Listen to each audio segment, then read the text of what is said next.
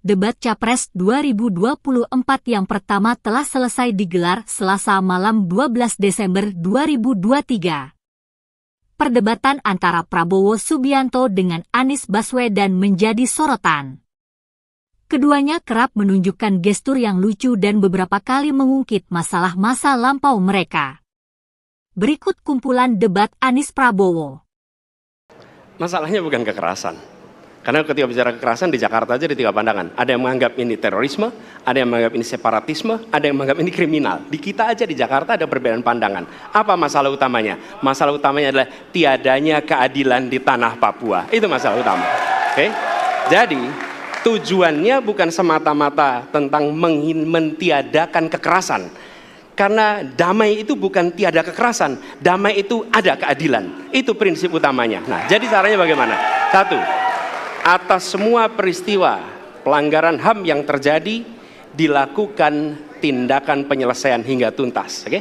Yang kedua, mencegah terjadinya pengulangan dengan memastikan semua yang bekerja di Papua memahami bahwa yang harus dihadirkan bukan tidak ada kekerasan, tapi keadilan. Yang ketiga, melakukan dialog dengan semua secara kopartisipatif. Terima kasih. Benar, saya sangat setuju.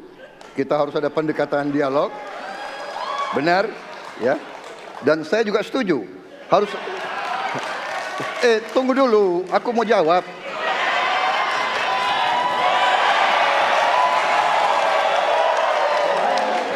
Jadi, benar keadilan. Benar sekali, harus ada keadilan. Tetapi saya mau mengatakan, tidak sesederhana itu, Pak Anies. Ada faktor-faktor lain, Pak Anies. Ada faktor geopolitik, ada faktor ideologi. Inilah yang masalahnya tidak gampang, ya. Saya rasa lebih dari sekedar partai politik. Rakyat tidak percaya kepada proses demokrasi yang sekarang terjadi. Itu jauh lebih luas dari sekedar partai politik. Ketika kita bicara demokrasi, minimal ada 3. Minimal 3 nih. 1 adalah adanya kebebasan berbicara. Yang kedua, adanya oposisi yang bebas untuk mengkritik pemerintah dan menjadi penyeimbang pemerintah. Yang ketiga, adanya proses pemilu, proses pilpres yang netral, yang transparan, jujur, adil. 3. Dan kalau kita saksikan akhir-akhir ini, 2 ini mengalami problem. Kita menyaksikan bagaimana kebebasan berbicara menurun, termasuk mengkritik partai politik. Dan angka demokrasi kita menurun, indeks demokrasi kita. Bahkan pasal-pasal yang memberikan kewenangan untuk digunakan secara karet kepada pengkritik, misalnya Undang-Undang ITE atau pasal 14-15 Undang-Undang Nomor 1 tahun 1946. Itu semua membuat kebebasan berbicara menjadi terganggu. Yang kedua, oposisi. Kita saksikan minim sekali adanya oposisi selama ini. Dan sekarang ujiannya adalah besok. Bisakah pemilu diselenggarakan dengan netralitas, dengan adil, dengan jujur? Ini ujian ketiga. Terima kasih. Kini kami persilakan calon presiden nomor urut 2 untuk menanggapi jawaban calon presiden nomor urut 1. Waktunya 1 menit, dimulai dari sekarang. Mas Anies.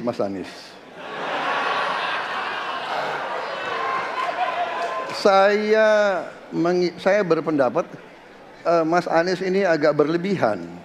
Mas Anies mengeluh tentang demokrasi ini dan itu dan ini. Mas Anies dipilih jadi gubernur DKI menghadapi pemerintah yang berkuasa.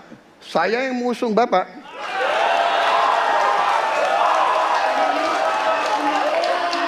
Kalau demokrasi kita tidak berjalan, tidak mungkin Anda jadi gubernur.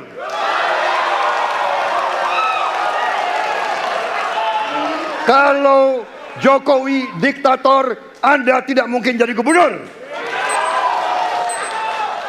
Saya waktu itu oposisi, Mas Anies.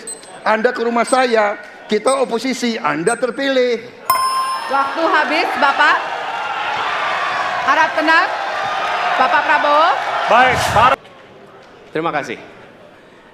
Ketika kita menghadapi sebuah proses demokrasi, di situ ada pemerintah dan ada oposisi.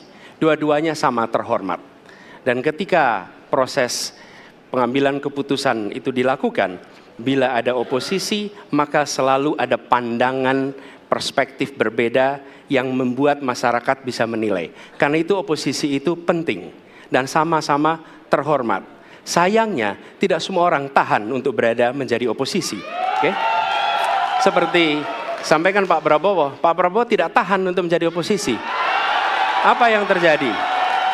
Beliau sendiri menyampaikan bahwa tidak berada dalam kekuasaan membuat tidak bisa berbisnis, tidak bisa berusaha. Karena itu harus berada dalam kekuasaan. Kekuasaan lebih dari soal bisnis, kekuasaan lebih dari soal uang, kekuasaan soal kehormatan untuk menjalankan kedaulatan rakyat. Baik, waktu Anda. Terima kasih. Pada tanggal 25, Pak Prabowo mendaftar ke KPU sebagai pasangan calon presiden, calon wakil presiden. Sesudah keputusan MK. Dan kemudian di MK dibentuk MK yang hasilnya mengatakan bahwa terjadi pelanggaran etika berat yang menyebabkan keputusan yang dibuat oleh MK secara etika bermasalah. Kemudian Bapak punya waktu sampai dengan tanggal 13 November. Karena di situ adalah waktu terakhir untuk mengambil keputusan bila ada perubahan. Sesudah Bapak mendengar bahwa ternyata pencalonan persyaratannya bermasalah secara etika, pertanyaan saya, apa perasaan Bapak ketika mendengar bahwa ada pelanggaran etika di situ? Tim saya, para pakar hukum yang mendampingi saya, menyampaikan bahwa dari segi hukum tidak ada masalah. Masalah yang dianggap pelanggaran etika sudah diambil tindakan dan keputusan.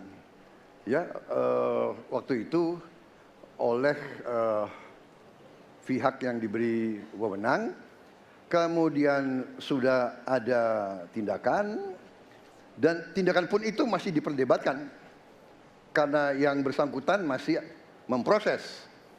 Tetapi intinya adalah bahwa keputusan itu final dan tidak dapat dirubah. Ya, saya laksanakan. Ya, dan kita ini bukan anak kecil, Mas Anies. Ya. Anda juga paham, ya. Sudahlah, ya. Sekarang begini, intinya rakyat yang putuskan, rakyat yang menilai. Kalau rakyat tidak suka Prabowo dan Gibran, nggak usah pilih kami, saudara-saudara sekalian. Dan saya tidak takut tidak punya jabatan, Mas Anies. Sorry ya. Sorry ya. Para penang, Mas Anies, Mas Anies, saya tidak punya apa-apa. Saya sudah siap mati untuk negara ini. Fenomena ordal ini menyebalkan. Di seluruh Indonesia kita menghadapi fenomena ordal. Mau ikut kesebelasan ada ordalnya. Mau masuk jadi guru ordal. Mau daftar sekolah ada ordal. Mau dapat tiket untuk konser ada ordal. Ada ordal di mana-mana yang membuat meritokratik nggak berjalan. Yang membuat etika luntur. Dan ketika fenomena ordal itu bukan hanya di masyarakat, tapi di proses yang paling puncak terjadi ordal, maka rakyat kebanyakan, dan ini saya rasakan beberapa waktu yang lalu, beberapa orang guru berjumpa dengan saya dan mereka mengatakan, Pak, di tempat kami pengangkatan guru-guru itu mendasarkan ordal. Kalau tidak ada ordal, nggak bisa jadi guru, nggak bisa diangkat. Lalu apa jawabannya? Atasan saya bilang, wong yang di Jakarta aja pakai ordal, kenapa kita di bawah tidak boleh pakai ordal? Negeri ini rusak apabila tatanan waktunya itu hilang. habis. Mas Anies, dalam demokrasi, kekuasaan tertinggi ada di rakyat. Hakim yang tertinggi adalah rakyat. Tanggal 14 Februari, rakyat yang akan mengambil keputusan. Kalau kami tidak benar, salah, berkhianat, rakyat yang akan menghukum kami.